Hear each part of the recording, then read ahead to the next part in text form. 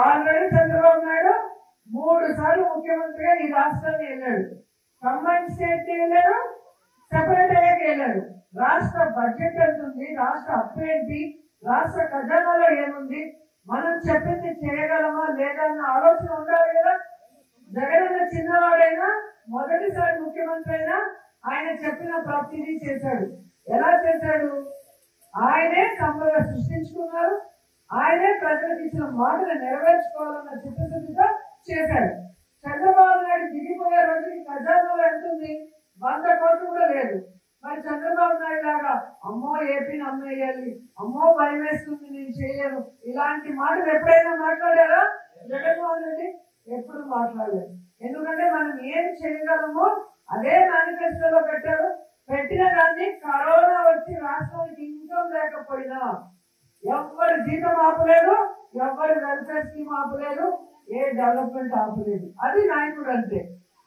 ప్రజల్ని మోసం చేయాలని కంకణం కట్టుకొని మేనిఫెస్టోలో అబద్ధాలు పెట్టి ఈ రోజు పిచ్చి మాటలు మాట్లాడుతూ తప్పించుకోవాలనుకున్న చంద్రబాబు నాయుడిని, పవన్ కళ్యాణ్ ని చీటింగ్ కేసు కింద లోపల పెట్టేంత వరకు వైఎస్ఆర్సీపీ వాళ్ళందరూ కూడా పోరాడాలి.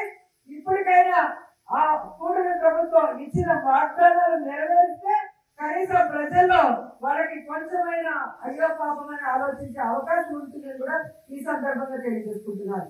ఎందుకంటే జగన్మోహన్ రెడ్డి గారు ఉన్నప్పుడు మహిళలకి వాళ్ళ పేరు మీద ఇళ్ల పట్టాలు ఇచ్చారు.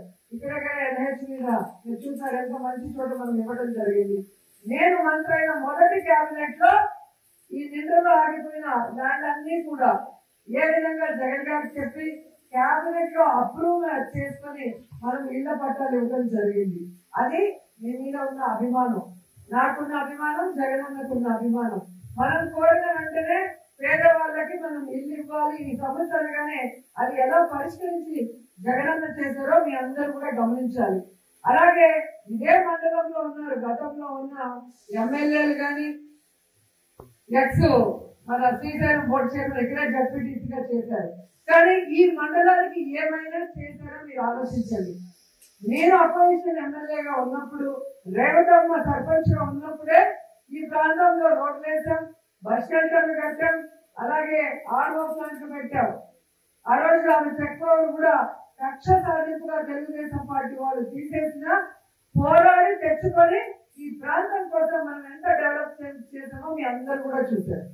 అలాగే ఈరోజు మన అధికారం వచ్చాక వారింటికి నేను భోజనానికి వెళ్ళినప్పుడు ఆ ప్రాంతంలో ఆ టెంపుల్ ది శిథిలావస్థలో మొత్తం మట్టి దిబ్బగా ఉంటే ఏంటి అని అడిగినప్పుడు ఈ ప్రాంతానికి ఒక ఇంపార్టెన్స్ ఉంది, ఒక వెంకటేశ్వర స్వామి టెంపుల్ ఉండేది, ఆ విగ్రహాలన్నీ ఇప్పుడు చెన్నైలో మ్యూజియం లో ఉన్నాయి, ఇక్కడ టెంపుల్ ఉంటే ఊరు బాగుంటుంది, రోజు నిత్యం దీపం వెలిగించే ఒక టెంపుల్ ఉండాలి అని చెప్పి కోరినప్పుడు మనం ఏ విధంగా టీటీడీలో మరి అప్పుడున్న సుబ్బారెడ్డి గారిని కానీ ఆ తర్వాత కరుణాకర్ రెడ్డి గారిని కానీ మాట్లాడి ఫండ్స్ తీసుకొచ్చి ఆ టెంపుల్ ని కట్టించడం మనం చూసాం.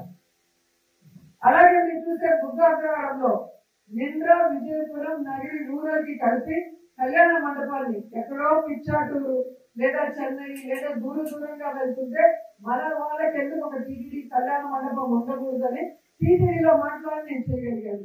అంటే నేను మొదటిసారి మంత్రి అయ్యాను, మొదటిసారి నేను అధికారంలో ఉన్నా కూడా ఈ ప్రాంతం వారు కోరిన దాన్ని ఎలా చేయాలని సీనియర్లతో మాట్లాడుకొని ఆ విధంగా నేను అడుగులు వేశాను. మరి ఇక్కడ సీనియర్ మోస్ట్ ఉన్నామని చెప్పుకుంటున్నారు కదా, ఈ రోజు నా గురించి తిరుపతి ప్రెస్ క్లబ్ లో మీరు మాట్లాడుతున్నారు కదా, వాళ్ళని నేను ప్రశ్నిస్తున్నాను, ఎందుకు మీరు నేను రాకముందు చేసుకోలేకపోయారు? ఈ రోజు నేను చేసిన ఏమీ చేయలేదని ఎలా పచ్చ